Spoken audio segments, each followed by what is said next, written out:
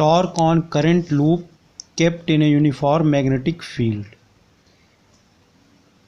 When a current carrying loop is kept inside a magnetic field, it experiences a torque. जब किसी current carrying loop को किसी magnetic field के अंदर रखते हैं तो ये एक टॉर्क एक्सपीरियंस करता है. For simplicity, we take a rectangular current loop. In this diagram, these are two permanent magnets. Keep their opposite face like this. This is north pole, this is south pole. So magnetic field is from north pole towards the south pole. So this produces uniform magnetic field. Suppose capital B. And this is a rectangular coil of a conducting wire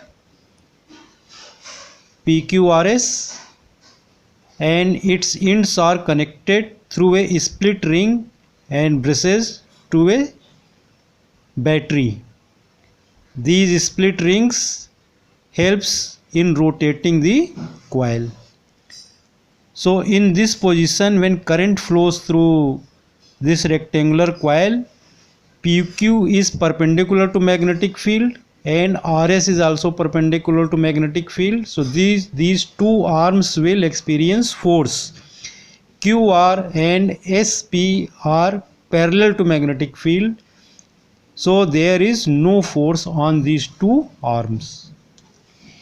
Initially, position of rectangular loop is like this. This is overview. इसमें हम coil को ऊपर से देख रहे हैं. Okay, now length of this loop is small b. PQ is equal to RS is equal to small b and its breadth is small a. Now see in this diagram, here plane of the coil is parallel to magnetic field B and its area vector is perpendicular to magnetic field B, because direction of area is perpendicular to the plane. So force on PQ is equal to I into small b into capital B. Force on RS is equal to I into small b into capital B. These forces are equal and opposite. So F1, magnitude of F1 is equal to magnitude of F2. This is equal to I into small b into capital B. No force on QR and PS because they are parallel to magnetic field. Now with the help of Fleming's left hand rule, we can determine the direction of force. So direction of force on PQ by Fleming's left hand rule is perpendicular to the plane of the paper and inward, and on RS direction is perpendicular to the plane of the paper and outward. These two forces are equal and opposite, so net force is 0, but line of action of these forces are not same. They are parallel to each other and their directions are opposite. So distance between their line of action is equal to QR. So these two forces form a couple. So this produces a torque on the coil, and we know that torque is equal to force into distance between line of action of forces. So tau is equal to F1 into A by 2. Because this coil rotates about its axis, which is shown here as dotted. So distance of force F1 from this axis is A by 2. F2 from this axis is also A by 2. So torque is equal to F1 into A by 2 plus F2 into A by 2, which is equal to F into A by 2 plus A by 2. This is equal to F into A. This is equal to I into small b into capital B. This expression is for capital F, force multiplied by A. A into small b is area of the coil. This is the area of the coil. So this is equal to IAB. Now I into A is known as magnetic moment of the current carrying coil. So we write it small m. So small m is here magnetic moment. Now keep one thing in mind, that small m is also symbol for pole strength of a magnet. If you have two magnets, bar magnets, and one attracts more iron fillings, other attracts less iron fillings, then we say that first magnet is strong and second is weak in ordinary language. So this strongness or weakness of magnet is expressed by pole strength, and unit of pole strength will be ampere into meter. So in most books this is written as capital M. So capital M is also symbol for magnetic moment. So here in NCERT books, small m is taken for magnetic moment. So for the time being, wherever small m is written, you will understand that this is for magnetic moment. Since m is symbol for pole strength also, so it is better to denote magnetic moment as capital M. But here I will denote magnetic moment with small m. This is only a suggestion, because in most of the books capital M is also symbol for magnetic moment. Now unit of magnetic moment is ampere meter square, which can be also written as ampere m to the power 2 ampere meter square. Now direction of this torque, because torque is a vector quantity. So here in this diagram, direction of B is parallel to the plane of the paper. It is in the plane of the paper. And direction of A is perpendicular to the plane of the paper, and inward A is area. Direction of area is perpendicular to the plane. So when you write A cross B like this, then screw will move in this direction. So direction of torque is along the axis and towards you.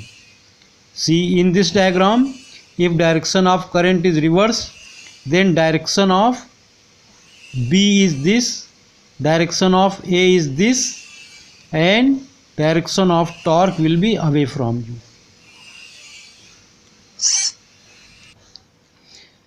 So A is perpendicular to the plane of the paper, B is parallel to the plane of the paper. The tau is perpendicular to the B and A both. So torque tau is parallel to the paper, and if for this diagram, this is along the axis towards you, and in this diagram this is away from the axis, away from you and along the axis. Now after some time, this is position of the current carrying loop.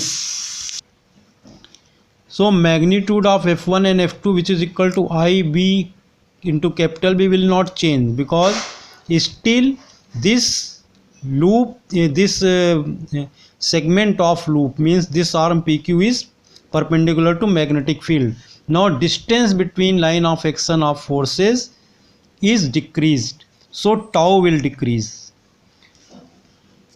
Now here is understand one thing: when loop, which is rectangular loop, rotates through angle 90 minus theta, then area vector A makes angle theta with the direction of magnetic field.